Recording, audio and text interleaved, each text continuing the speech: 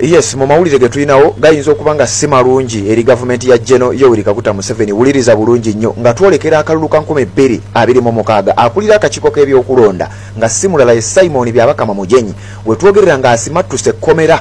Simon Byabakama akulira akakiiko ka Electoral Commission abadde agenda babega wa mitayimbwa ng'eggwanga lyolekera akalulu ka 2026. Wuliriza kiki ekibadde kigenda okusibya Simon Byabakama era ebibuuzo bingi nnyo ebyebuuzibwa nga tugenda mu kalulu kano aka 2026. Kigambibwa oba kinajjukirwa nti mu mwaka gwa 2022 waliwo omusango gwagenda mu kkooti chairperson wa LC3 owa Saabu County manyiddwa nga Serere Saabu County mu district ye Tororo wali walina okubayo by election era nga kakiiko k'ebyokulonda nga kakulirwa Simon Byabakama Mujenyi kaali kateekeddwa okutegeka by election eyo. Kakati kigambibwa nti waliwo engeri gye baafutyanka akalulu ne katategekebwa abamukulu ne bagenda mu kkooti era omusango nga kigambibwa nti gubadde gusingira ddala era nga gumukka mu vi omukulu amanyiddwa nga Simon Byabakama Mujenyi. Era we twogerera singa tubadde mu mateeka nga gakola oba tubadde mu gavumenti nga amateeka gakola Simon Byabakama nga wabula emyezi mibale eggwanga ligende mu kalulu ka 2026 kigambibwa okuba nti abadde agenda mabega wa mitayimbo wabula kkooti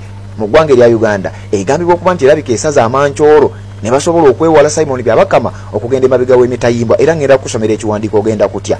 Bagambye nti Simon Byabakama ekimutaasizza okugenda emabega w'emitayimbwa nti bannange mutusaasire bannayuganda kinaalabika kitya nga Simon Byabakama ali mabega wa mitayimbwa kyokka ate nga yakulira akakiiko akali mu kutegeka ebyokulonda ate nga kati yembeera gye tutuuseemu. Kigambibwa nti wandibanga waliwo n'akalippo okulaba ng'omusango guno gusomeddwa mu kaseera kano okuvira ddala mu mwaka ogwa 2022 oba 2023 nga bw'ogenda okuwulira mu kiwandiiko kye ngenda okuba nga nkuwa. Wuliriza bulungi nnyo mukadde ke kamu nga twolekera akalulu ka 2026 emboozi ey'okuwamba n'okusiba ba foot soldiers n'abamu ku memba mu kibiina kya NUP erabika etandise okulanda. Gavumenti ya General Yoweri Kaguta Museveni erisiivinze ba ambassadors basatu okuva mu mawanga agamu ku aga ag'amaanyi wabula ng'ebibuuzo bingi lwaki kati era nga bannayuganda bangi batadde ebibuuzo mu komenti zaabwe byengenda okuleetera nga beebuuza lwaki kati lwaki ba ambassador bajjidde mu kadde kano nga twolekera akalulu ka 2026 olowooza kiki ekigendererwa ekiri emabega wa bambassador bano. Wuliriza kubaddeko omukyala amanyiddwa nga Mrs. Margaret Gainal ono nga ambassador w'eggwanga erya Ireland bamusindise mu ggwanga erya Uganda. Kuliko Mrs. Virginie Leroy ono nga avudde mu ggwanga erya Bufaransa bamusindise mu ggwanga erya Uganda. Kuliko Mrs. Morakot Jenny Mathukon ono nga avudde mu ggwanga erya Thailand naye bamusindise mu ggwanga erya Uganda. Kyokka nga twolekera akalulu nkugambye aka 2026 bannayuganda ebibuuzo bye balina ku nsonga eno embassies ezimu lwaki zitandise okubeera operational nnyo mukadde kano nga twolekera akalulu. Nze nkuwa mawulire nkuwa kibaddewo bagiyita Redison TV asebamulide Patrick nzemberawo okubeera nga nkutuusaako updates z'obadde tonaba kuba nga otegeera. Kakati wuliriza bino bizze nga bamu ku ba foot soldiers b'ekibiina kya NUP bakyagenda maaso n'okuba nga babalimandinga. Dorin Kaija ono nga y'omu ku bamemba mu kibiina kino era nga ye coordinator oba principal owa National Unity Platform School of Leadership erisangibwa ekamooca ku kitebe kya NUP ekikadde.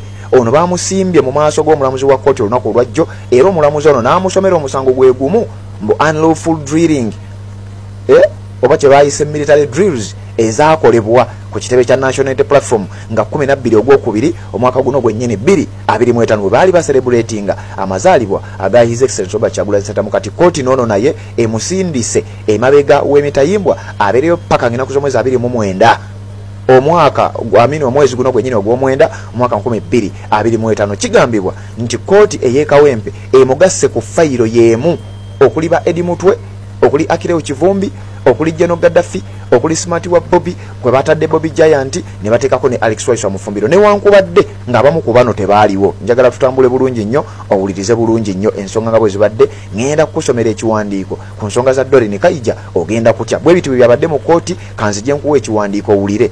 That is unlawful drilling, contrary to section 45(1)(b) of the Penal Code Act, Part 128.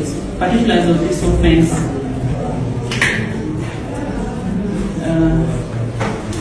Kaija Dorin and others still at large on the 12th of February 2025 at the National Unity Platform offices at Makere Kafulewande and Kawempe Division in Kampala District without permission of the Minister were present at a meeting or assembly of persons for training or drilling in the practice of military exercises, movements or evolutions. True or not true?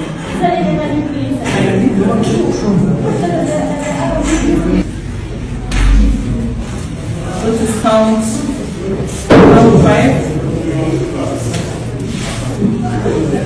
Offences relating to private schools contrary to section 41A of the Education Pre-Primary, Primary and Post-Primary Act, Cap 247. Particulars of this offence. Haida Doreen and others still at large between 2020 or thereabouts to date established or maintained a school which is classified and or registered in, which is not classified or registered in accordance with the law. True or false?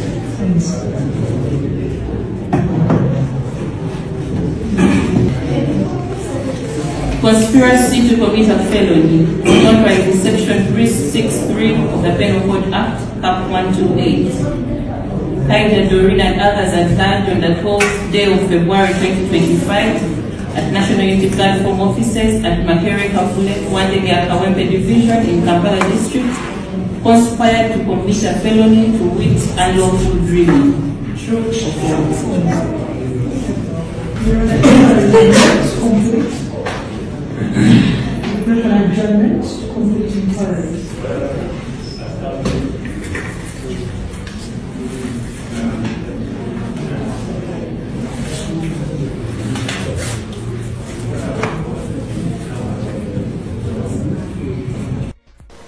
Kakati oyo ye mukyala Doreen Kaija nga ye coordinator owa NUP School of Leadership abadde obanga wowulidde akatambi nga bamusomera omusango gwa parade ey'ekimpatiira ng'omwogezi w'amagye bwe yagiyita.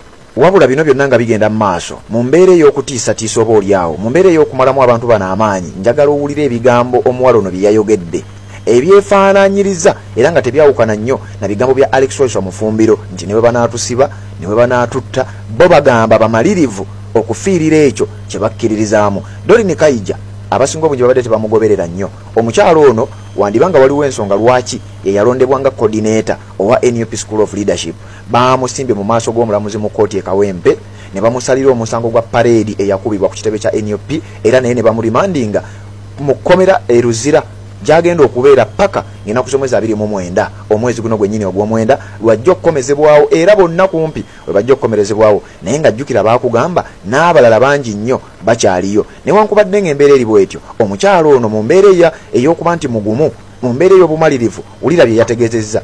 Nnyo bansanga ndi bwereere mu ruumu so okugezaako okulaba nti sifuna muntu yenna ategeera kuba baali banzijjako masimu gange nabuuka mu kinaabiro nkwate essimu nga maso balaba nti bayinire ewange kosi banyiga nnyo bulago era ndowooza ne ku fayilu zaabwe babitaddeko okuva lwe baleesa omusawo waabwe but we fair on. Bubaka kiboyeza okuweereza abaganda baffe abo abali mu byambalo era abakola ebikolwa. Well, ekisooka baganda baffe abali mu byambalo kye balina okusooka okumanya nti ffe be batulugunya weewaawo bali ku order naye teriyo mujaasi eyali abaddeko ow'enjawulo lwakutulugunya. Omujaasi yenna ow'enjawulo oyo yasobola okulwanirira eddembe. So you either fight for us to be slaves or you fight for us to have our liberty. Era tubategeeza nti tebabalimba nti wajja bbeerawo akaseera otujja okukowa kubanga waliwo gwe basse waliwo gwe batulugunyiza oba waliwo gwe bajjeeko amagulu ekyo tekisobola kukoma. Ffe tujja sigala nga tulwanirira ekyo kye tukkiririzaamu kubanga nze kyemmanyi era kyentegeera nti abakulu abo boolaba abali mu byambalo waliko omupoliisi omu gwe mwalaba bamusanga ng'ali ku mulimu gwe wa traffic ye mateke yani era bamukuba amasasi ne bamuggyako okugulu abamukuba ne beeyongerayo. Kitegeeza gwe wenna ali eyo kasita oba nga toli omu ku bo bajja kujja bakutuukeko. So either you're in uniform or you're not in uniform. Oyo ye Doreen Kaija coordinator owa NUP School of Leadership bwati bwe yategeezezza oluvannyuma lw'okumulimandinga ne bamusindika mu kkomera paka ngina kusomeza 29 omwezi guno gwennyini ogw'omwenda ajje abeere nga addamu okusaba okweyimirirwa babeere nga naye nga kigambibwa okusinziira ku byannyonnyodde baawamba muwambe era baamusalako ne bayingira mu nnyumba ye baamusanga alina bwereere abasajja ne bamukwata ne bamunyiga ne yeesuulasuulako bwe yeesuddeko agamba nti ye tamanyi oba nebyo bye baamukola baabitadde ku fayiro yaabwe wabula nga bw'obiwulidde bw'atyo bw'abitegeezezza kakati bino byonna bigambibwa okuba nti bye bimu ku ebyate ekyewuunyisa obumu ku bujulizi era obwateekebwa mu biwandiiko ebyenjawulo jjukira gye buvuddeko nakusomera ebimu ku biwandiiko ng'aba NUP munnange baagenda ne bateeka omusango mu kooti y'ensi yonna kye tuyita International Criminal Court era egimu ku mikutu gy'amawulire okwetoolola ensi yonna egy'amaanyi giwandiika ku bintu bino simanyi binaggweerawa wuliriza okusinziira ku kiwandiiko kye nnina wano ekimu ku mikutu ekifumidde ku mikutu egimu egy'amawulire wuliriza nabe ensonga eno bagyogeddeko NUP's Doreen Kaija charged with unlawful drilling zabadde ngenda kusoma 16 mwezi gwa mwenda 2025 nti owa NUP amanyiddwa nga Doreen Kaija bamukyajinza oba mutaddeko omusango ogwa parade y'ekimpatira nga Kulaije bwe yagiyita naye omuwala ali strong era agamba tasobola na kuva ku ekyo kyakkiririzaamu wuliriza bulungi nnyo. The Kawempe Chief Magistrate's Court on Tuesday charged Doreen Kaija, the coordinator and the principal of the opposition NUP School of Leadership, with multiple offences including unlawful drilling, conspiracy to commit a felony, and operating an unregistered private school. Uliriza bulungi nnyo. Jukira ekibiina kya NUP bwe kyali kiggulawo essomero lino, poliisi yabayita era abakulu mu kibiina kino ne bagenda ne basisinkana abakulu mu kitongole kya poliisi ebifaananyi mu mwabiraba ng'enanga akyali mwogezi wa poliisi era ebifaananyi agamawulire twaga kuwa bw'obanga obadde otugoberera njagala owulirize bulungi nnyo ebintu bino bisinziddewa nti poliisi oba kooti yasalidde kooti y'Ekawempe Chief Magistrate's Court ku lunaku olwokubiri lunaku lwajjo baasalidde Doreen Kaija coordinator wa NUP School of Leadership wulire egimu ku misango gye baamusomedde ate ye jjukira nkugambye coordinator wa School of Leadership bamusomedde omusango ogw'okuoperating essomero eriri unregistered nti lwaki addukanya essomero nga liri unregistered mu gavumenti terimanyi ate nga baliyita essomero lwaki baddukanya essomero eriri unregistered ate ono ye coordinator waalyo. Ekyokubiri bamutaddeko omusango gwe bagambye unlawful drilling ye parade eri eyakubibwa ngina kusoma mwezi 12 omwezi gw'okubiri 2025 ku mazaalibwa ga His Excellency Robert Kyagulanyi Ssentamu. Kakati abasajja bagamba nti kati ono emisango egimu ku egyo gye tumutaddeko nti waliwo n'okwagala okuzza emisango emirala kooti ebimu kyajinze era ne bamulimandinga emabega w'emitayimbwa paka nga 29 omwezi guno gwennyini ogw'omwenda omwaka 2025. Wuliriza bulungi nnyo nakugambye essomero we lyali litandika abasajja baayita abakulu mu kibiina kya NUP bannyonnyole ku ssomero na biki bye bagenda okusomesa. Twalaba David Lewis Rubongoya nga ye Secretary General w'ekibiina, ne tulaba Joel Ssennyonyi nga ye mwogezi w'ekibiina, n'abamu ku bammemba abalala kwaliko ne Saasi Marvin ono nga muyambi wa President. Baasituka ne bagenda ku kitebe kya poliisi ne basisinkana abakulu mu poliisi ne babategeeza ku biki bye basomesa era David Lewis Rubongoya yavaayo n'abaako byannyonnyola nga bwe wawulira era nga bwe nzize nga nkulaga eyo sijja kuddayo. Kakati wuliriza bulungi nnyo poliisi ne wetwogerera kooti mu musango gw'esomedde omukyalo ono mulimu ogw'okuddukanya essomero mbu eriri unregistered essomero teriri mu mateeka. Kati simanyi olowooza bino binaggweerawa. Wuliriza Kaija arrested on Sunday in Kinawataka Mbuya by security operatives before being presented in court. Nti ono yakwatibwa ku lunaku olw'Essande mu bitundu eby'Ekinawataka saidi z'Embuya abasajja ab'ebyokwerinda paka we baamuleese mu kooti. While reading the charges, the Chief Magistrate's Court said unlawful drilling is contrary to section 45 subsection 1 in bracket B of the Penal Code Act. Ulira amateeka ge yamenye okusinziira ku mulamuzi wa kooti ey'Ekawempe. Yagambye nti unlawful assembly drilling oba parade eno gye baakola emenye etteeka ery'akawaayiro 45 erisangibwa mu Penal Code. Abatamanyi Penal Code Act ekitabo ekyo nja kibalaga nja kibasomera kyekino naye nga Penal Code eyo nja gibalaga nja gibasomera byonna awo tujja kugendawo tusome kubanga obudde buyinza okuba butono nnyo mu vidiyo eno ne sibikusomera naye nga mbirina byonna wano nja bikusomera nga tutuuseewo awo. Wuliriza mu kiwandiiko. According to the prosecution, Kaija and others on February 12, 2025 allegedly conducted military-style drills at NUP offices in Makerere Kavule without permission from the minister. Uliriza bulungi nnyo abasajja bano boogera era mbikutegeeza nti okusinziira ku kooti Doreen Kaija ng'enaku z'omwezi 12 omwezi ogwokubiri 2025 bakondakitinga military drills oba military style drills ezeefaananyiriza ez'amagye ku kitebe kyabwe ekya NUP Makerere Kavule mbu nga tebafunye lukusa lwa minisita.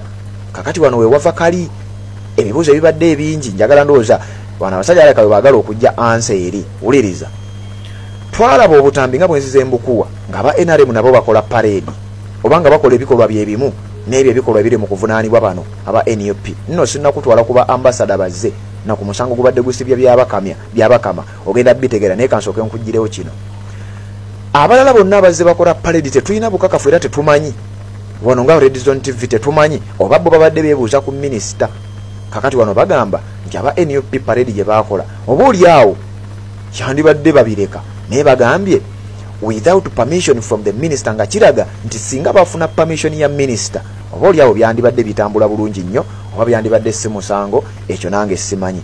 Nga bagamba nti the drills were reportedly part of a parade organized to celebrate the birthday of the NUP president Robert Kyagulanyi Ssentamu aka Bobi Wine. Nti parade eyo ba drills ezo zakolebwa nga part oba ekitundutundu ku parade yakolebwa nga ba celebrating amazaalibwa aga His Excellency Robert Kyagulanyi Ssentamu ku kitebe kya National Unity Platform zalinga enaku z'omwezi 12 omwezi gwali gwa 2 omwaka 2025. Uliriza, Kaija was also accused of running a school that has not been classified or registered since 2020.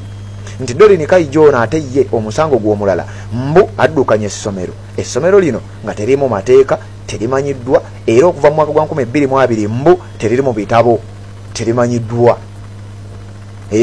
Charges widely criticized. Several lawyers have condemned the offense of unlawful drilling as an outdated colonial relic originally enacted to suppress resistance against colonial rule. Nti abamu ku bannamateeka abagundiivu mu ggwanga erya Uganda bavuddeyo ne bavumirira omusango guno kooti gweteeka ku bantu bano nga ogw'enkola enkadde era nti omusango guno gwali eyo mu biseera by'abafuzi by'amatwale nti baateekangawo ebisangosango bwe biti okugezaako okuziyiza abaali balwanirira obwetwaze okugenda maaso n'okukola okulwana kwabwe. Abamu ku bannamateeka ab'amaanyi bavumiridde ekikolwa kino. Kaija dismisses the charges and politically motivated. Kaija bw'abadde ayogera ategeeza nti bino byonna babikola okugezaako okulaba nga babyekuusa ku nsonga z'ebyobufuzi. Wulira bwe yagambye nga bwe nkuwadde akatambi, like I told you, we don't face the law, we are facing guns. Kaija agamba we are not criminals. Kyokka ono ng'ali mabega wa mitayimbwa naye mu buvumu obw'ekika ekyawaggulu nga bwe nkulaze ategeezezza bino bye muli mu kulaba tetuli mu kufeesinga mateeka wabula tuli mu kufeesinga mundu kubanga tetuli bamenyi b'amateeka. It's a question of who possesses guns. Nti kino kibuuzo ani alina emmundu. It is the guns that are facing, but nonetheless we shall overcome. Bwate bwe yategeeza bannamawulire nti newankubadde biri bwe bityo tukimanyi bulungi nnyo nti bino byonna bijja kuggwa era emmundu gye tufeesinga akadde kaayo kajja kutuuka kabeerenga kakoma. Nkugambye ensonga zino nno ziwanvuye kakati gwampuliriza ng'obadde tonnamanya kigenda mu maaso. Jjukira mu kadde ke kamu ekibiina kya NUP kikyagenda mu maaso ne nominations ne vetting process yaakyo era abamu ku bacandidates ab'enjawulo bakyagenda maaso n'okuba nga bayita mu process eno. Mu budde bwe bumu nga twolekera akalulu ka 2026 kubanga era vetting process eno etandise bali mu kuselectinga ababaka abacandidates abagenda okukwata kaadi z'ekibiina kino mu kalulu ke tugenda mu mwaka 2026. Kati mu process eno ey'okulaba nga 2026 NUP esimbawo bacandidates mu kadde ke kamu omusajja we yakugambira nti the world is watching. Oba oli awo kino kye yali ategeeza. Gavumenti ya Gen. Yoweri Kaguta Museveni ereceiving ba ambassadors abakungu okuva mawanga agawererako ddala era nga amawanga gano gamu kwaga amawanga ag'amaanyi agatambulirako ensonga naddala ng'eggwanga lituuse mu kalulu. Uliriza bulungi nnyo, agamu ku gana amawanga ge gatera okutambulirako ensonga naddala nga Uganda etuuse mu kalulu. Sigambe nti bwe kigenda okuba wabula nkugambye bwe kibadde nga kiba. Kakati mu kadde kano nga twolekera akalulu ke kamu agamu ku mawanga gasindise ba ambassadors sifunye budde kukola kunoonyereza kumala kibadde mabega lwaki babasindise oba oli awo lwaki babasindise mukadde kano ba ambassadors ababaddewo babadde tebakola oba babakyusiza oba bakozeemu changes ebyo ngenda bikunyonyola naye wuliriza agamu ku mawanga agasindise ba ambassadors mu ggwanga erya Uganda nkugambye kwe kuli amawanga genkusomedde kuliko eggwanga erya Ireland lisindise omukyala amanyiddwa nga bonna basindise bakyala Mrs. Margaret Gainar owa Ireland, Mrs. Virginie Leroy ow'eggwanga erya Bufalansa, Mrs. Morakot Jenny Mathukom ono ng'avudde mu ggwanga erya Thailand, bonna basindikiddwa mu kadde ke kamu era banjuddwa General Kaguta Museveni abarisiivinze era mu kadde ke kamu oba bazze n'ebigendererwa okusinziira ku bo n'okusinziira ku gavumenti bagamba nti ekigendererwa kya ba ambasada bano kunyweza nkolagana wakati w'amawanga gaabwe n'eggwanga erya Uganda. Kakati njagala owulirize nkuleetedde ekiwandiiko nga bulijjo ekiva ku mikutu egimu kwegyo era egyesigika nga batunnyonnyola ensonga eno lwaki eri bwetyo lwaki etambudde bwetyo. Eno gye bayita Redison TV ngenda maaso n'okuba nga mbikutegeeza naawe ogende maaso ate n'okuba nga obitegeera bulungi nnyo. Kakati wuliriza mu kiwandiiko kye nnina wano ekikakasa bino n'okubeera nga ate nino bikutegeeza ggwe yonna gy'osinzira okuba nga gy'otulabira era gy'oba osinziira otulokakkane ku vidiyo eno atanaba kuba nga gisharinge etuuke ku buli muntu yenna tubeere nga tutambula. Wuliriza, Museveni welcomes the 3 new ambassadors designate to Uganda. Areceiving ba ambassador basatu abasindikiddwa mu ggwanga erya Uganda mu kaseera ke kamu mu period yemu nga ggwanga ligenda mu kalulu. Olowooza banonye eki bye ndi mu kusomera. General Yoweri Kaguta Museveni has today, Tuesday, olunaku olwajjo, September 16th, 2025, formally received the credentials from 3 new ambassadors designated to Uganda, pleading stronger bilateral cooperation with Ireland, France and Thailand in areas of education, infrastructure, security, trade and socio-economic transformation. Nti government y'eggwanga erya Uganda oba General Yoweri Kaguta Museveni agikulembera ku lunaku olwokubiri olunaku lwajjo ngenda kuza mwezi 16 mwezi gwa 2025 mu butongole yarisiivinze ba ambassadors basatu nga basindikiddwa mu ggwanga erya Uganda wakati ng'eggwanga lyetegekera akalulu. Ba ambassadors bana abasatu basindikiddwa oba bazze mu bakaseera mbu okugezaako okunyweza enkolagana y'eggwanga erya Uganda mu nsonga ez'ebyensubulugana wakati wa ggwanga erya Uganda n'amawanga ago Bufalansa, Ireland n'eggwanga erya Thailand, era nti bagenda kwongera okuboostinga enkolagano oba obuyambi mu ggwanga erya Uganda mu kyatuta infrastructure omuli nguudo, masomero, malwaliro, bikine bifaanana bwe bityo, security, ebyokwerinda, trade, ebyensobulagana, social economic transformation n'okukyusa embeera z'abantu n'ebintu ebirala bifaanana bwe bityo. Wuliriza bulungi nnyo. The new envoys include Mrs. Margaret Gainar from Ireland, Mrs. Virginie Leroy from France and Mrs. Morakot Jenny Mathukom from Thailand. Ekibuga ekikulu ekimanyiddwa nga Bangkok gy'avudde n'ajja mu kibuga ekikulu ekimanyiddwa nga Kampala okukwasaganya enkolagana yaabwe nga Thailand n'eggwanga erya Uganda. Naye ngandwawo okulaba enkolagana ya Uganda ne Thailand eyinza okuba nga ku mulundi guno lwegenda okuba nga ate ebeerawo naye tazze yekka. Era mu kaseera ke kamu General Yoweri Kaguta Museveni areceivings na omukyala amanyiddwa nga Mrs. Virginie Leroy avudde mu ggwanga erya Bufalansa. Kakati wuliriza tukyagenda maaso n'ekiwandiiko njagala okiwulire bulungi nnyo. Eno gye bayita Redison TV, Sebambulidde Patrick nze mbeerangawo okubeera nga mbikutuusaako by'obadde tonnaba kubanga omanya obisanga wano ku mukutu ogwa Redison TV. Kakati wuliriza mu kiwandiiko kye kimu omukyala oyo gw'olaba ono yavudde mu ggwanga erya Ireland. Oyo gw'olaba awo ye ambassador ow'eggwanga erya Ireland azze mu ggwanga erya Uganda. Kakati ate ono yavudde mu ggwanga erya Bufalansa gwe nsoose okukulaga waggulu wano andooza kamukuddizeeko. Yavudde mu ggwanga erya Thailand. Ono yavudde mu ggwanga erya Thailand. Okitegedde bulungi nnyo. Kakati ate owa Bufalansa y'oyo. Kakati wuliriza ekiwandiiko nga nkimalayo. Museveni agambye bw'ati, nendooza statement ya Museveni kanjireke kanjikuwe. Agambye that FGM, female genital mutilation, is a bad biology, but it is fading away. We are expanding and emphasizing girl child education and women empowerment programs. Previously, women were excluded and reduced to being housewives and dependents all the times. And when the husband dies, the family depends on the eldest son in the family. This is going to stop. Ngategeeza engeri yetu receivinze obuyambi oba enkolagana wakati waffe n'amawanga gano nga bwe mbikusomedde waggulu nti ensonga z'abakyala baali balekebwa emabega basigala kubeera bakyala bukyala n'ebirala nga bwebiwulidde agamba kati bino bigenda kukoma kubanga abantu bano abazze tugenda kukolagana mu ngeri nnyingi nnyo era bagenda kutuyamba mu ngeri nnyingi nnyo onaawulira ono economic development uliriza Ambassador Gainar who succeeds His Excellency Kevin Colgan brings wide diplomatic experience, having served as deputy head of mission and cooperation at the Embassy of Ireland in Tanzania. She was accompanied by her spouse, Mr. Jean-Louis Brody, deputy head of mission, Mrs. Jimmy Clements, second secretary, Mrs. Kwame Ohagan, and the economic advisor, Mr. Peter Michael Oumo. Banono bafudde mu ggwanga erya Ireland. Ambassador w'eggwanga erya Ireland y'omu ye ambassador w'eggwanga erya Ireland mu Uganda era yakwasaganya ndowooza East Africa, Uganda, Kenya, Tanzania n'ebitundu ebimu ku ebyo ebiriraanye. Kakati ku nsonga ya Bufalansa General Yoweri Kaguta Museveni amaze okubanga naye areceiving era kikakasiddwa Mrs. Virginie Leroy from France, new ambassador designate who previously served in Uganda between 2014 and 2018. Omukyalo ono ambassador w'eggwanga erya Bufalansa kati yasavingako era nga ambassador mu ggwanga lyerimu erya Uganda wa Bufalansa wakati wa 2014 ne 2015 akomyewo. Kakati abakungu bano bajjidde mu kadde ke kamu ng'eggwanga erya Uganda lyolekera akalulu aka 2026 kyokka ng'atagamu ku mawulire ag'amaanyi gali mu kukuba engeri ba foot soldiers ne bammemba mu kibiina kya NUP gye bagenda maaso n'okubanga bakwatibwamu. Oli ku mukutu gwa Red Zone TV. Kakati Simon Byabakama avunanyizibwa ku kutegeka akalulu kano ke tugendamu ate yeebibye si birungi nnyo yadde eddakiika n'emu gwa mpuliriza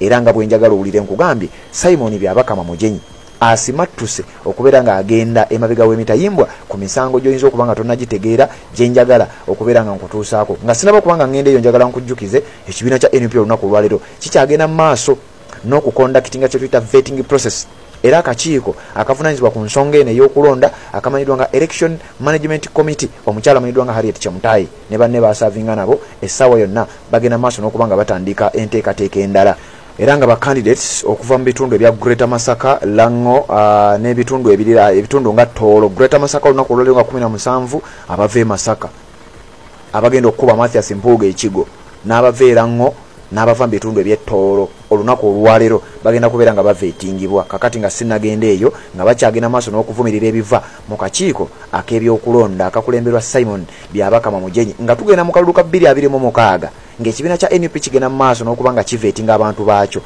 Kakati ate emivuyo egirabikidde mu kakiiko k'ebyokulonda okuviira ddala mu kalulu ka 2021 ne wakati wano mu by-elections ezibadde zirina okubaayo ne activities endala ezibadde zivunaanibwa oba ezivunanyizibwa akakiiko k'ebyokulonda ezimu ku zo zirabika nga zigenda kuleeta ebizibu. Era Simon Byabakama ebibuuzo byeyongedde nti ddala omusajja ono anaategeka akalulu ak'amazima n'obwenkanya.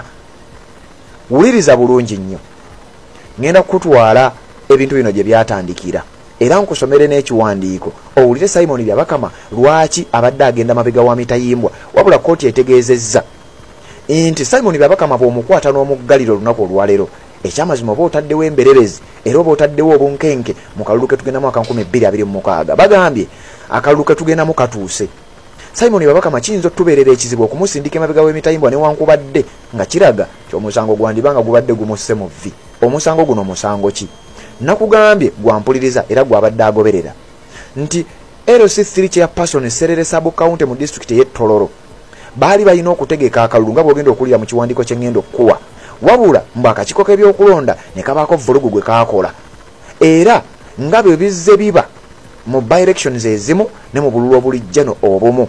Simon Byabakama byazaawolereza nti nze bannange akalulu nkategeka n'amazima na bwenkanya era yeegaanyenga ebikolobero byazze ng'akola newankubadde omusango gubadde mu kkooti era gubadde gumusinze ssaawa eno Simon Byabakama obadde ogenda kumuwulira ng'ali mabega wa mitayimbwa. We need to address the issue of low voter turnout. I hear some people at work we are tired of this thing. Even when we vote, it's the same thing. Why? What is the problem? And for us, we say, if you are blaming the commission for discouraging you from coming to exercise your right, what is our problem? What have we done wrong? You declare things which are different in what way? We issue the BR forms. We give every candidate declaration results form of what has come out from a polling station. Each candidate gets a copy because that's the law. That is a measure of transparency, that each candidate at the close of counting of votes or ballot papers, let each candidate have the results from that polling station known at that polling station. Now, if therefore the commission declares something different, you go to the courts of law and say, the commission presented something. We are being taken to court over Kawempe because we did not declare in 14 polling stations. That's what should happen. If you are dissatisfied with the outcome, challenge the process. Wewe yakulira akakiiko k'ebyokulonda ye Simon Byabakama Mujenyi eyabala akalulu ka 2025 ebyavayo wabimanya byesijja kuddamu ebyayogerwa kakati we twogerera abadde agenda mabega wa Mitayimbwa era asimattuse okubeera nga asibwa kigambibwa ti mu bitundu by'Esserere Sabo County mu district y'e Tororo Simon Byabakama n'akakiiko ke baali supposed okutegeka by election ne batagitegeka ate nga waliyo by elections ez'enjawulo ezizze zitegekebwa ng'ebintu bye beekwasa bitono nnyo era nga ngenda kukusomera ekiwandiiko ogenda kutya era bw'oba obadde otambula n'omukutu guno gwa Redison TV wano njagala owulirizeewo nnyo oba tonaba kubanga ate osubscribinga kirira wansi wolabe ekigambo subscribe kikwateko kwata ku kade aka notification kakuyambako okubeera omu ku abo abasooka okumanya buli we tuba tutaddeyo noba nga tomisinga nsonga yonna. Simon Byabakama kiki ekibadde kigenda okubanga kimusibya era asimattusa atya ekkomera Simon Byabakama Mujenyi lyabadde agenda okubanga agendamu essaawa eno yennyini abadde agenda kubanga asibwa. Kakati wulira njagala kukusomera kiwandiiko nga sinnakikuwa kiriza nsooke nzijewo akalango kano. Haji Kasujja omusomi w'edduwa kutegeeza gwe wenna alina ebizibu eby'enjawulo ebikutawaanya oyagala kubanga osumulula ku mikisa gyo oyagala genda bweru wa ggwanga ebintu tebitambula bulungi nnyo oyagala kubanga okyusa luzalo n'ebintu ebirala bifaanana bwe bitya akutegeeza nti si musajja musamize wabula ayita mu kitabo ekitukuvu ekya Quran n'abanga ate akuyambako ku nsonga ezimu ezifaananako bwe zityo. Ennamba y'essimu eyo gy'olaba eri 0753 eri ku WhatsApp osobola omusanga ku WhatsApp osobola omukubira direct ate era osobola n'okugenda gy'asangibwa sayidi ze y'enjeru ku luguudo olugenda ejjinja gyasangibwa. Kakati awo njagala tuveewo tugende ku Simon Byabakama asimattusa atya ekkomera era nakiki ekibadde kigenda okumusibya. Njagala kuwa kiwandiiko naye nga sinnakikuwa kankuwa ebimu ku ebyo ebyogerwako ku nsonga z'Ettororo oba Serere Sabo County Simon Byabakama eziri mu kumuleetera obuzibu newankubadde nga kkooti ebisaze bwetyo mankyolo kigambibwa nti tebinnagwa. We shall have the serial numbers. We count the ones which are correctly ticked ones according to the register. Then the other ones are the ones to be nullified. We put it in writing. Let the presiding officer put it in writing. The constables were also there and they witnessed it and they can tell us that in writing. I'm interested in finding out what exactly happened when the polls opened. How did these 200 votes come in? Now, what exactly happened? I wasn't here at what exactly happened. They also gave me a call and said there were some people moving around. So that's why I came here. And the presiding officer can... But maybe I have to talk to my sub-county supervisor to allow me to cross over. Which have recorded the serial numbers. Okay? Then that's why we're saying let these other serial numbers continue. Okay. Now, and they don't count right now until the time closes. That's when they can count. So you're considering the polls to continue, voting to continue until 4? They will have to remain here. Polls don't close at this time. They will have to continue sitting here until 4. That's when they can proceed. Just sitting? They will have to. The time for closure is not yet. They cannot do anything much right now. Madam Sylvie, as the returning officer for Serere District, what do you have to say about that act? Yesterday we were in a meeting, stakeholders meeting, there was security, you, the EC officials, and then political stakeholders. And it was clearly said that the security should keep out of this exercise. They should just observe. But here there are allegations that army comes and protects ballots. Personally, the security we deployed are the police. Okay? And the police, you're seeing they are still around here. So if they are still around, they are still keeping their law and order. But if the army did what they did, it was so unfortunate. That's what I would say. It was so unfortunate. Which police station is this? Something regrettable anyway. Kamuro Jochola, eh? Something How regrettable. many registered voters are here? So, madam, and the last one, outside the Sajjabe bonna simanyi ne ani ne wakachoka ebyokulonda aka NRM ne baleeta kirukululana ne bayisa ebivulu ebyabadde ebikalu ebitaliiko bantu ne basiba emmotoka zisobole okubayambako okukola jaamu mbu Museveni ayoguumiza ekibuga nga mutya Nubian list Chairman Sisiri. Electoral Commission yekola bweti naye Abanyoro omukama wa Bunyoro omwana wo mulaba kyakola Uganda oyo musajja byabakama lwaki temubuulira ku baana bammwe byabakama afaayo nnyo okulondoola nini namba oba etuukiridde era bwe batutuukiridde agizaayo byabakama afaayo nnyo okulaba ekifaananyi ekiri ku nini namba mbwagoberera amateeka g'ebyokulonda era n'agamba kansala wa LCC nti eno nini namba egaanye okuyingira. Ekisooka waliyo ideas ina nini namba enfu bani abagaba nini namba ekitegeeza mwatu wa idea enfu newekkaanya engeri nini namba era n'okubanga ogoberera amateeka g'ebyokulonda NRM netta abantu abalamu 40 mu elections ne watabawo statement eva mu Electoral Commission. Tewali kunoonyereza mu NRM, tewali kunoonyereza mu Electoral Commission, tewali kunoonyereza mu government, wabula bannayuganda abagenda mu 40 bafira mu kalulu ka NRM. Wabula endanga muntu ya makulu nnyo ne nini namba okusinga nannyiniyo ne bwafa naye nga ye Museveni eyingidde mu mikono egimu. Kale kati njagala tugende ku kiwandiiko nkusomera ekiwandiiko kino owulire Simon Byabakama asimattusa atya okubeera ng'agenda emabega w'emitayimbwa ku nsonga za by-election ey'esserere ate jjukira nkugambye twolekera akalulu ka 2026 okitegedde bulungi nnyo akalulu ka 2026 mu kaseera ke kamu nga Simon Byabakama abadde alina okubeera ng'agenda emabega w'emitayimbwa kooti n'egamba nti bwe tunaamusindika emabega w'emitayimbwa mukadde kano ani anaakulira akakiiko k'ebyokulonda mukadde ke kamu tuyinza okusanga ebizibu. Wuliriza ekiwandiiko kye nkusomera okitegere bulungi nnyo otegeere Simon Byabakama asimattusa atya. Oli ku mukutu gwa Redzone TV webale kubanga okyagoberera na gy'osinzira okubanga gy'otulabira naddala gw'atambudde naffe ebbanga lyonna atanaba kubanga otwegattako kirira wansi awo olaba ekigambo subscribe kikwateko kwata kade aka notification kakuyambako okubeera omu ku abo abasooka okumanya buli we tuba tutaddeyo ensonga yonna n'oba nga ate togimiisinga. Kakati wuliriza okusinziira ku kiwandiiko ekifulumidde ku mukutu ogwa Daily Monitor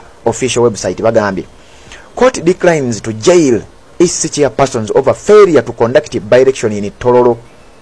Nti court eremereddwa oba egaanye court egaanye okuggalira b'okusindika mu nkomyo akulira akakiiko k'ebyokulonda Simon Byabakama olw'okulemererwa nose wakyali kya bugenderevu olw'okulemererwa okutegeka by-election mu bitundu by'e Tororo. Wuliriza bulungi nnyo eno gye bayita Redzone TV kakati kankusomululire. The Court of Appeal has dismissed an application seeking to have Electoral Commission Chairperson Justice Simon Byabakama and the other commissioners jailed for contempt of court after they failed to conduct a by-election for LC3 Chairperson of Serere Sabo-County in Tororo District. Nti Court of Appeal, court ejulirwamu egobye okusaba okubadde kugenderedde akulira akakiiko k'ebyokulonda Electoral Commission Simon Byabakama ne banne okubeera nga bagenda emabega w'emitayimbwa ku musango oba ku fayire yateekebwayo nti baalemererwa okukondakitinga oba okutegeka by-election eya chairperson LC3 owa Serere Sabo-County mu district y'e Tororo. Nina wano kyaliba nga bangoberera nga bava Tororo nkakasanga amawulire gano mugamanyiiko bulungi nnyo eby'e Tororo ebyaliwo njagala tutambule. Wuliriza. In a ruling delivered by Justice Helen Obura, Christopher Gashirabake and Musa Sekana, the court declined to issue arrest warrants against the ECCHA leadership, ruling that the commission had shown reasonable grounds for its failure to organize the election as earlier ordered. Njagala uwuliriza bulungi nnyo nno step by step. Kigambo ku kigambo byenkusomera Simon Byabakama engeri gyasimattuse okubeera ng'agenda emabega w'emitayimbwa. Wulira we bagambye. Njagala tutambule ffenna era owulirize bulungi nnyo Simon Byabakama nkugambye wano bagamba nti ye n'akakiiko ke mbu basobodde okubaako bye balaga ebimatizza ekkooti eno lwaki tebalina kugenda babega wa mitayimbwa. Kyokka ate mu kiwandiiko kyekimu ne bakubulira nti ate singa tunaamusindika emabega w'emitayimbwa oba oliawo kiyinza okuleeta obuzibu. Wuliriza bagambye nti abalamuzi abakoze ruling eno kubaddeko omukyala amanyiddwa nga Justice Helen Obura, ne kubako omulamuzi amanyiddwa nga Christopher Gashirabake, ne kubako omulamuzi amanyiddwa nga Musa Sekana. Baganye okuyisa arrest warrant ku bukulembeze bwa Electoral Commission obukulembera Simon Byabakama nti bo ng'abakakiiko ka Electoral Commission mbo basobodde okuleeta obujulizi obubataasa nti lwaki baalemererwa okukondakitinga akalulu kano. After reviewing submissions from both sides, kooti enejulirwamu bwemaze okwetegereza obujulizi n'ensonga ezivudde ku sayidi zombi. The Court of Appeal agreed that while the EC had a constitutional duty to organize elections, contempt of court requires proof of deliberate and willful disobedience, which had not been demonstrated in this case. Uliriza musawo ya court ngena nabbi kusomera nti oluvannyuma lw'okwetegereza obujulizi obuvudde ku njuyi zombi, kooti enejulirwamu ekakasizza nti ekyamazima akakiiko k'ebyokulonda kalina obuvunaanyizibwa era kateekeddwa okuorganizinga obululu elections ng'amateeka bwe galagira. Wabula kooti yeetaaga obujulizi obulaga nti baalemererwa mu bugenderevu era baajemera bujemezi kiragiro kya kooti oba baajemera bujemezi mateeka kye gagamba nti wabula obujulizi obwo mu musango guno tebuleeteddwa. Wuliriza, the respondent has provided a reasonable ground of non-compliance and has shown good faith efforts to comply with this court order. Nti ababawaabirwa nga bye bawakakiiko k'ebyokulonda bo munnange basobodde okuleeta obujulizi bwabwe obulaga lwaki baalemererwa era nti tebamenya na mateeka okusinziira ku mbeera nga bwetambula. Kakati wuliriza, since contempt requires deliberate non-compliance and the applicant has not met the threshold for a willful disobedience, we find that respondent not in contempt of the order of this court. Abalamuzi nga bategeeza ti munnange engeri yekiti nti twetaaga obujulizi obwo obulumika bino byonna nti oba bano baalemererwa mu bugenderevu n'ebirala bifaananawo bityo tetusobodde kubufuna, so kakati muno munnaffe twagala obategeeza abaaloopa omusango guno oba bajja wano mu kooti eno nti tetujja kubasa. Wuliriza, the judges however newankubadde biri byenkusomedde biri bityo kati wano owulirizaawo nnyo bwayagala okumanya lwaki Simon Byabakama abadde agenda mabega wa mitayimbwa. The judges however cautioned both the Electoral Commission and the Ministry of Finance against selectively prioritizing certain by-elections while ignoring others. Jukira bakugambye nti obujulizi bwali tebumala. Kyokati wano bakugamba nti bajjajezi bali benkusomedde abasatu balabudde akakiiko k'ebyokulonda ne balabula ne Ministry y'ebyensimbi ekulemberwa omukulu amanyiddwa nga Matiya Kasaija. Ono the economy is sway. Babategeezezza nti ekyamazima kye mukola si kirungi ekyokubeera selective. Nti selectively prioritizing certain by-elections while ignoring others. Nti bano abakulu jukira akakiiko k'ebyokulonda kafuna ssente okuva mu Ministry y'ebyensimbi kagende kategeke by-election mu bitundu ebimu. Kakati nti bano abakulu babadde selective nnyo. Ministry ya Finance jukira akakiiko k'ebyokulonda kategeezezza mu bujulizi bwako ti munnange tetwalina ssente. Ministry y'ebyensimbi teyatuwa ssente zimala. Kakati Ministry y'ebyensimbi oluvannyuma lw'obutabawa ssente zimala baali tebasobola kutegeka kalulu. Kakati wano ne kibanga ye Byabakama abange yejjeerezza. Kakati ate Ministry y'ebyensimbi wano abasajja ne bagamba tubalabula ku kye bayise selectively prioritizing certain by-elections while ignoring others. Nti bandibanga kino baakikola mu bugenderevu lwaki ssente okutegeka akalulu obululu aka LC3 chairperson Serere Sub-County mu district y'e Tororo. Ssente ezo zibula zitya?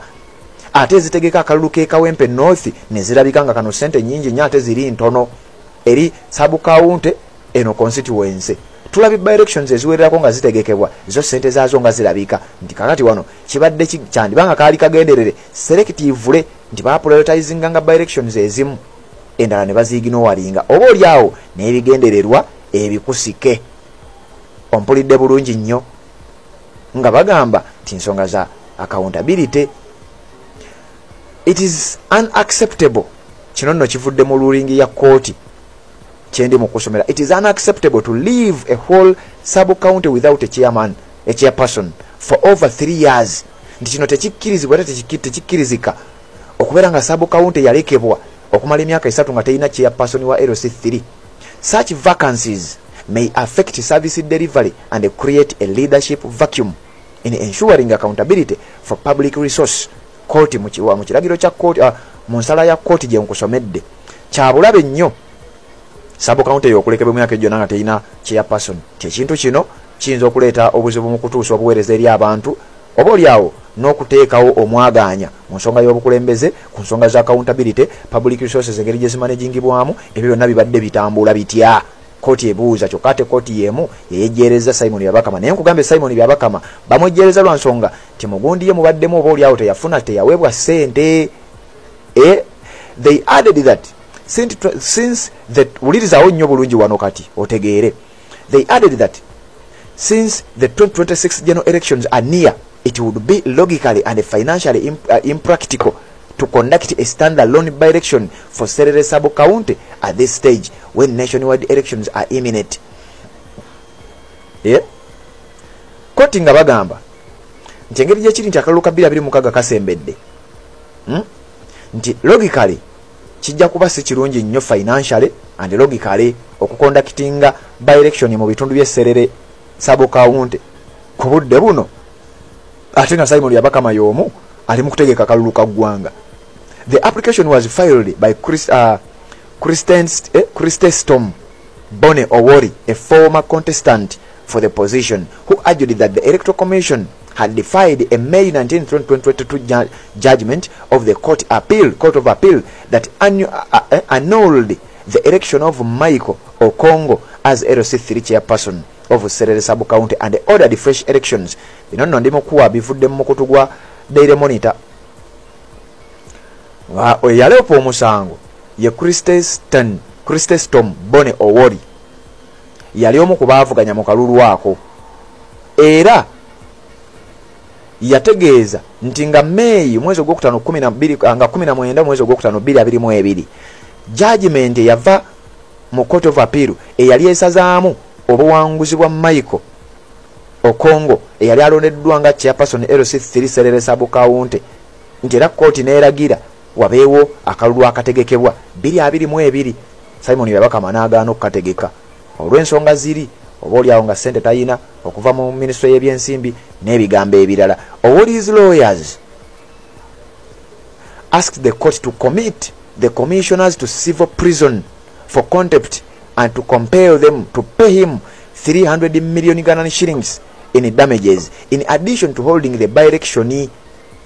Bano abalopa omusango eyalopa omusango oli abyadde asabye agamba nti abakulira akakiiko k'ebyokulonda abadde ayagala basibwe. Ekyokubiri akakiiko k'ebyokulonda kamuliyirire obukadde 300 mu ezo ssente ze oba mu ngeri gyayononyemu obudde bwe ne ssente ze era n'akalulu kaddibwemu. The respondent has adamantly refused to conduct fresh elections for a period of 3 years despite constant reminders that requests. Ono nno eyalopa omusango alabika si mwangu yagambye nti bano baagaana bugaanya okutegeka akalulu nga bagenderedde era agamba bamuliyirire obukadde 3 oba oliawo n'abakulira akakiiko k'ebyokulonda basibwe. This amounts to contempt of this honorable court's order. Omukulu ategeeza nti bino wadde mugezaako bibuvuba n'ebimenya amateeka era kubanga kujeemera kiragiro kya kooti eno kye yali yayisa. He further told the court, yategeeza kooti oluvannyuma, that although the commission had failed to organize the Serere sub-county by-election, it had successfully held several other by-elections across the country. Uliriza ono yategeeza nga gamba abalamuzi ba kooti ejulirwamu nti naye ddala tubeere bantu bakulu baalemererwa batya Simon Byabakama okutegeka akalulu k'Esserere just by-election eya LC3 kyokka ne basobola okuorganizinga by-elections ez'amaanyi omuli Bukedeya Hoima districts Bukedeya ne Hoima mu 2023 era ne bategeka ne 2025 mu mwezi ogwokusatu Kawempe North by election lwaki byo bo obulwo bwasoboka ate obwaffe ne bugaana. The refusal to hold the elections in Serere is contemptuous of this court's order and disrespectful to the voters of the sub-county. Owori added, omukulu nga ategeeza nti bino kujemera kiragiro kya kooti n'obutawa kitiibwa abantu b'Esserere sub-county tebabaze mu magezi kubanga emyaka 3 bagimaze tebalina ssentebe. Just lwakakiiko ka byakulonda akakulembera Simon Yabakama okugaana okutegeka akalulukano. However, in reply, EC legal officer Patrick Wetaka admitted that the court order existed and that the commission was ready to comply, but said the delay was due to lack of funding. Nga bwe nkugambye akulira ensonga z'amateeka mu kakiiko k'ebyokulonda amanyidwa nga Patrick Wetaka yakkiriza n'agamba ekyamazima kooti yatuwa ekiragiro okugenda tutegeke by election. Wabula by election yatulema olw'okubeera nti twalwawo okufuna obuyambi bwa ssente okuva mu minisitule y'ebyensimbi nga bwe nkugambye. Ssente nno mmeka ogenda kuwulira tukyagenda mu maaso ne bagiyita Redison TV. The respondent is not in contempt of the court orders, but has accordingly taken responsible steps towards compliance by seeking funding for the conduct of the by-election, among others pending local government vacancies across the country, Wetaka said. Onagamba nti twajemera bujemezi kiragiro kya kooti wabula twalemererwa okulezinga akasente mu bangu naye ate nga Serere yokka si eriwo etayina oba etafunye by election wabula yagamba tubadde ne by elections nyingi nnyo oba bitundu bingi nnyo ebitayina bakulembeze. Wetaka he attached to his affidavit copies of letters to the commission the commission sent to the Ministry of Finance and the Parliament requesting supplementary funds, including one dated February 20th, 2023, indicating a budget shortfall of over 10 billion Ugandan shillings required to conduct multiple local government by-elections nationwide. Ncherono akulira ensonga z'amateeka mu kakiiko k'ebyokulonda yabawaddeko ne sample oba yabaddeko ne copy eraga nti munnange ffe twasaba ssente ezaali zikunukirizeyo mu buwumbi 10 ng'ennaku z'omwezi 2 omwezi ogwokubiri 2023 twasindikira minisitule y'ebyensimbi proposal yaffe y'okusaba obuwumbi 10 ne parliament ntugitegeeza wabula abasajja ssente ze baatuwa oba oli awo tezasobola kubeera nga zimala kyova olaba akalulu ako oba obululu obwo obumu ku obwo twalemererwa okubeera nga tugenda maaso n'okuba nga tubutegeka ne tulondamu obwo bwe tulowooza nti oba oli awo bwankizo nnyo okubeera nga butegekebwa. Kakati eyo yemu ku nsonga lwaki Simon Byabakama Mujenyi yandibanga asimattukidde watono nnyo okubeera nga agenda emabega w'emitayimbwa kubanga yaloopa ye abadde ayagala abeere ng'asibwa ng'agamba nti abantu ba Serere sub-county tebababazeemu magezi. Oli ku mukutu gwa Redison TV webale kubanga okyagoberera yonna gy'osinzira okubanga gy'otulabira watono bakubanga osubscribe nga kikole kirira wansi awo olaba ekigambo subscribe kikwateko okwate ne kade ka notification obeera omu ku abo abatambula naffe abajja mu comments mbeebaza era mwebale kubanga muteekayo obubaka bwammwe. Mami waffe Mama Kevin okuva Switzerland sijja kukowa kwebaza gw'omu ku bantu abasinga okugoberera ate n'okuteekayo obubaka oba oli awo obw'ensonga ku mukutu guno munaye webale mukama akutukuumire. Mayanja Mayampi Mani webale kubanga oli message yatuuse. Catherine Nakachwa naye wale kubanga kwoli message yatuuse bulungi nnyo. Ono bamuyise Muta Oso webalenga kubanga kwoli message yatuuse bulungi nnyo bana yamanya gamwe nga mazibu. Jovia nalulenga bulijjo bale kubanga kwoli message yatuuse nsoma busomi mannya mwebale kubanga kwemuli. Bamuyise tortured victim webale kubanga nayo kwoli. Charles Master Phonology naye bale kubanga kwoli ogoberera nnyo. Namala Felicity naye bale kubanga kwoli message yatuuse. Natukunda Immaculate webale kubanga kwoli obubaka twabulabye. Kalanzi Godfrey webale kubanga kwoli. Julius Nyerere message yatuuse. Julius Nyerere. Hajira Wanderers naye bale kubanga kwoli message yatuuse. Anwar Hanifa message yatuuse bale kubanga kwoli. Ndiboogeza Lydia nga bulijjo bannange bale kubanga ogoberera sister wange Ndiboogeza Lydia message yatuuse. Gladys Jemba message kweri bale kubanga ogoberera. Mariam naye bale kubanga okubera message kweri. Robert Mutagubya webale kubanga ogoberera. Madina message kweri bale kubanga ogoberera. Ono bamuyise Nankambi Fatuma Mulembe nga bulijjo omu ku basinga okugoberera wano webale kubanga kwoli. Muhindo Samuel webale kubanga kwoli. Fred Serugo naye bale kubanga ogoberera. Harriet Nakasi Azena Namuwaya naye bale kubanga kwoli message yetuuse bulungi nnyo. Margaret Najemba atugamba Red Zone njagala nnyo kuwuliriza munnange naye ndi musanyufu okubanga obeerayo n'ompuliriza ate n'ogoberera amawulire ge tukuwa bamuyise na Margaret Najjembe bali kubanga kwoli B Ronnie nawe bali kubanga kwoli message etuuse bulungi nnyo ono bamuyisani Queen Prose nawe bali kubanga ogoberera David Kasirye message etuuse niyo ono mulala Jovia nalole message etuuse niyo mulala wano gwe sisomye Marisa Kiza nawe bali kubanga kwoli message etuuse Shamsha Gre nga bulijjo bali kubanga kwoli message etuuse Winifred Jennifer message etuuse bali kubanga kwoli niyo mulala wano ndowooza mbasomye bonna mbamazeeyo bannange muteekeko obubaka bwammwe ku nkomerero ya updates zemba mbaleetedde nzija n'empitaayita mu video zammwe amini mu comments zammwe nemba nga ate nzibasomera kakati wano njagala okubanga mbaleka tuwuliziganye mu updates ezigenda okubanga ziddako obufumbo olina omwami naye ng'akutawanya olina omukyala ng'akutawanya bajja ne bakwagalako ne bagenda gwe alina ebizibu mu byenfuna nga sente zikuyita mu ngalo wooteeka sente zifa bufi bowola tebazza gwe aloota ng'ogwa mu nnyanja gwe alumizibwa omutwe nga guganye okuwona naawe aloota ng'ebintu bikozesa ensonga z'obufumbo nina ekifo ku mugga awali amayinja wennyambululirako ebisiraani ekikwa ekifiiriza omudibo obutaganja obutawiibwa nzijanjaba abantu ab'enzikiriza zonna nsiŋŋaanibwa njeru ku lw'ejjinja bwanjagala kuba ku nnamba yange eyo naawe ali ewala ennyo yita ku WhatsApp